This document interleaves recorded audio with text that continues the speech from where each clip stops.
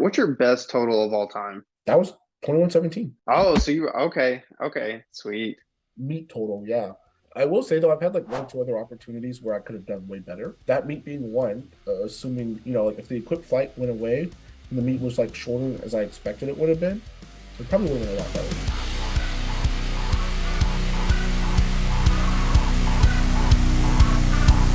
So you just finished a meet not long ago, didn't you? Yeah, I did the Arnold Sports Festival. How was it? It went pretty well for the most part.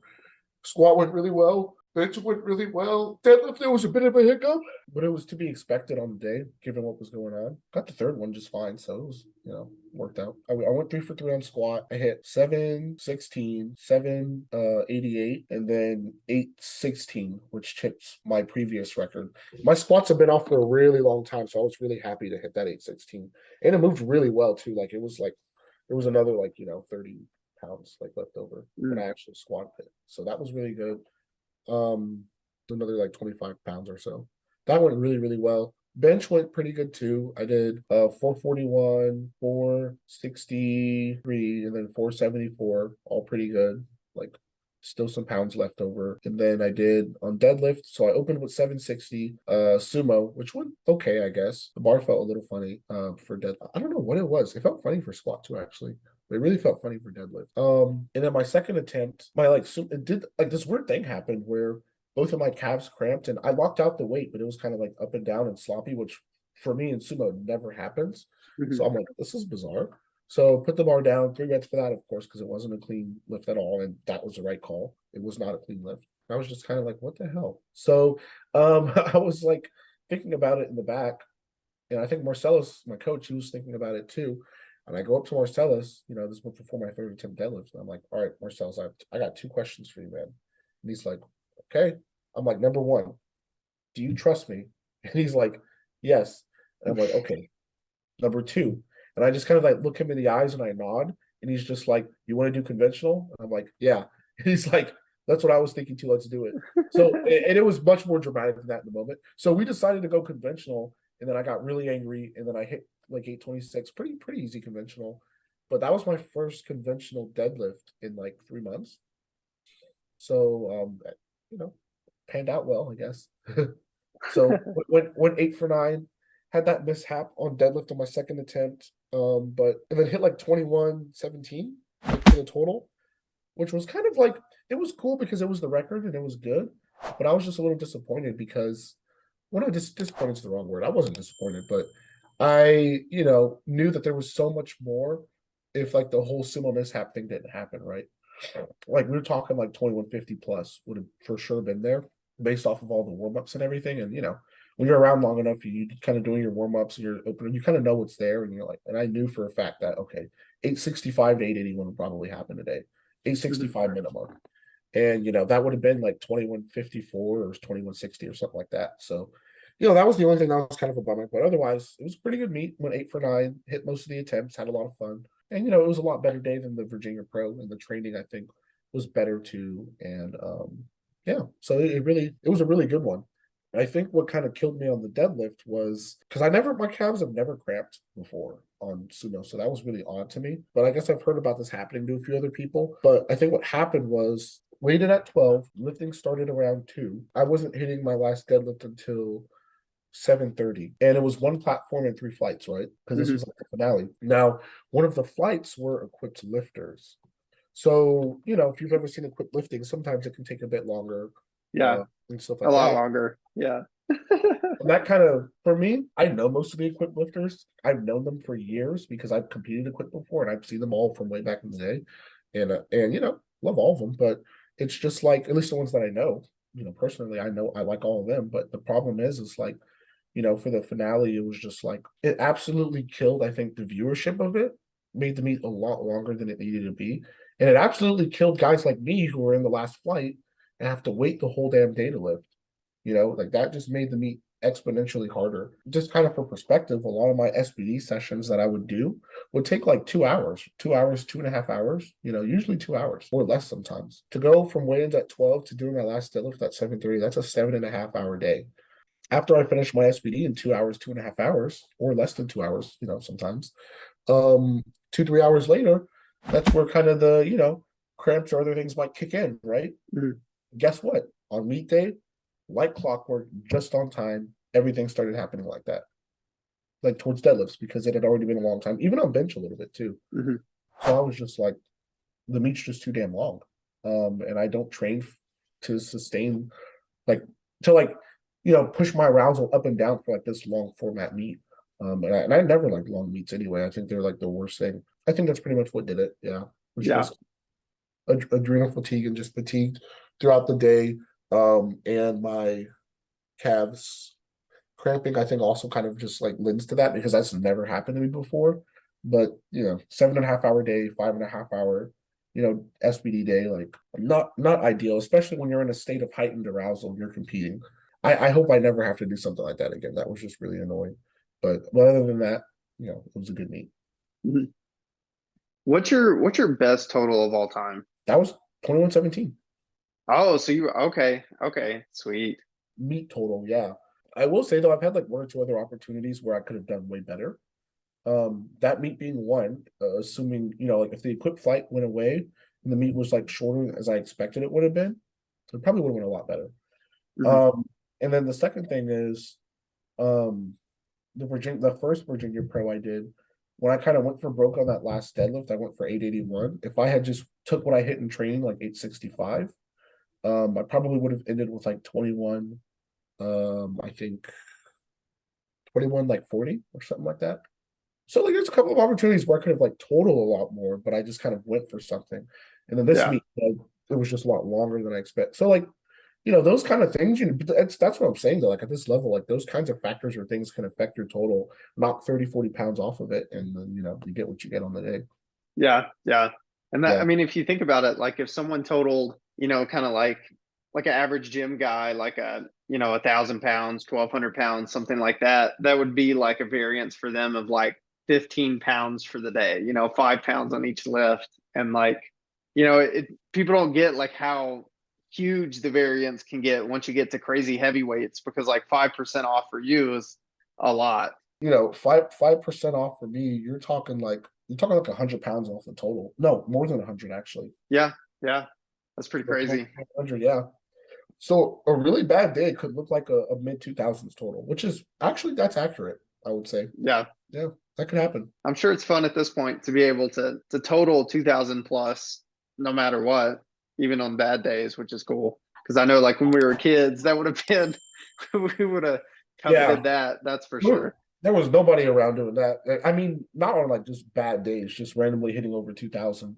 Let alone test like that. That shit didn't exist back then. But No.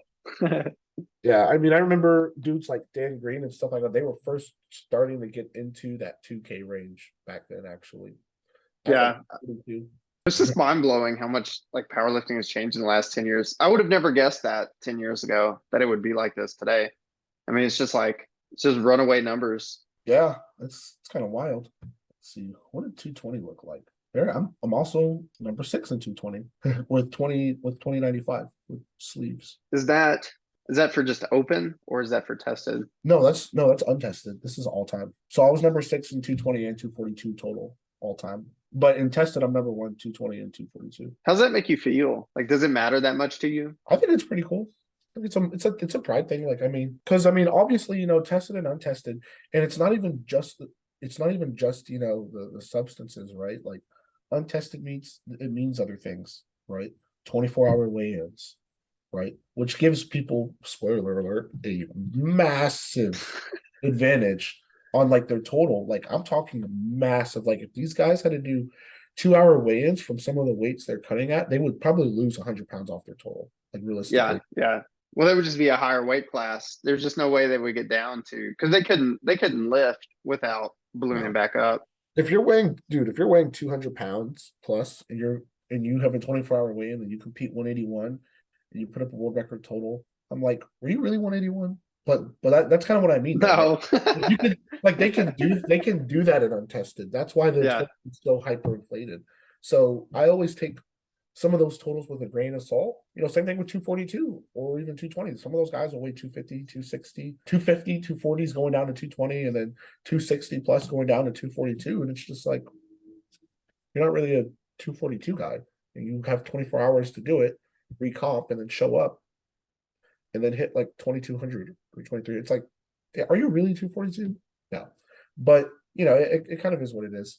That's just kind of how untested lifting works, which I never liked. I never liked 24-hour weigh-ins for that reason. And then the other thing, is deadlift bar. That is clearly an added advantage. Squat bar. If you're a guy that's above 200 pounds, in my opinion, that's clearly an added advantage. Mm. If you're a guy below that weight, though, I don't think it's necessarily an advantage. I think it might actually hurt you a little bit. And for women, I don't think it's an advantage either for the most part. But if you're over 200, you're a guy, it just kind of sits on your back a certain way and it feels way better. And then, yeah, so squat bar, deadlift bar, 24-hour weigh-ins. The judging of some of those feds are not exactly quite to the same standard always. Sometimes they are, sometimes they're not. And again, I haven't even talked about like, substances yet. I'm just like, these are just the things with the meat, right? Yeah.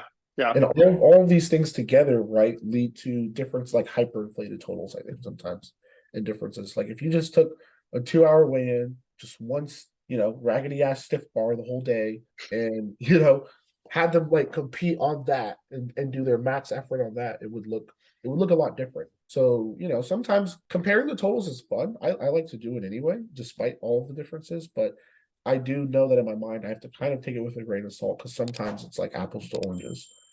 Yeah. Do you ever see big blowouts in tested lifting? Like what kind of injuries do you tend to see? No, Like, not like untested. I mean, you'll see people like, pull something or strain something, but you won't see like somebody like tear their pec, right? That's exceedingly rare. Like I've strained my pec before. It might even be a little strained right now, but I've never like torn my pec. Like it yeah, wasn't purple and black, and I've never torn like a quad or like a hamstring or something ridiculous like that. And I don't think I've seen that at a tested meet before. It's probably happened, but it's just yeah. extremely rare. Like you don't see that kind of injury. You see people get like beat up and they're kind of limping around and stuff. That happens, but not like not like untested, not like the things I've seen there.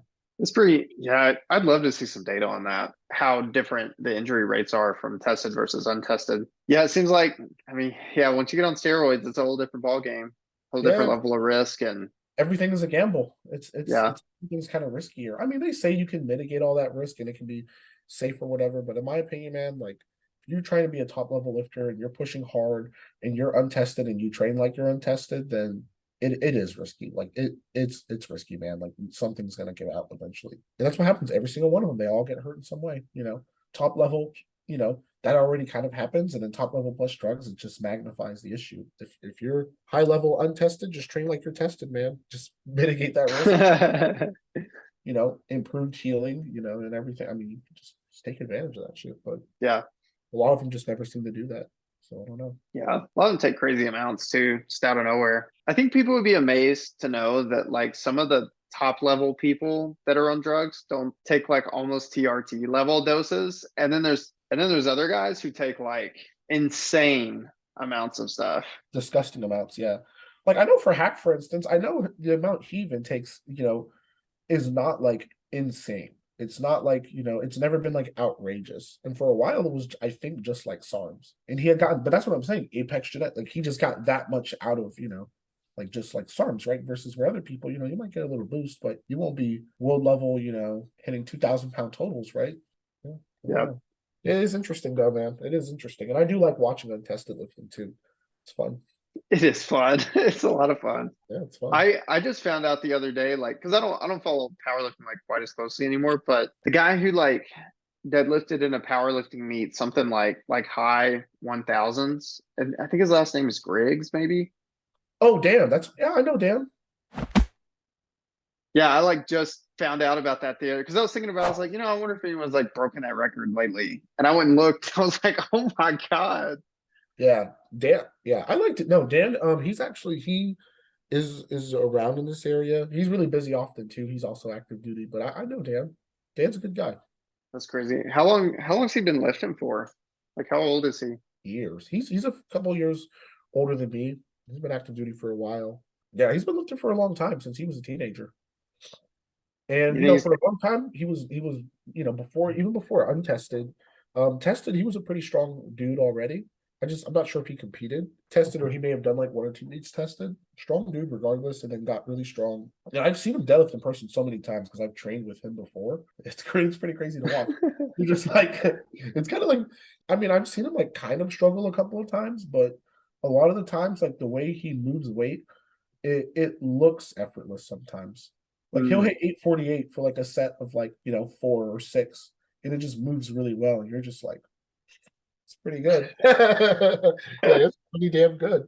And he squats right around high sevens, I think. I'm not sure if he's hit 800 yet. And then bench, he's done, I think, mid fours. And then he just has an insane deadlift. And I mean, that's a big enough deadlift to like super carry a total. Absolutely. And and he's very muscular, so his squat is strong enough to where he builds a really big total. Do you think of squat or deadlift as more of a indicator of strength? Squat all day.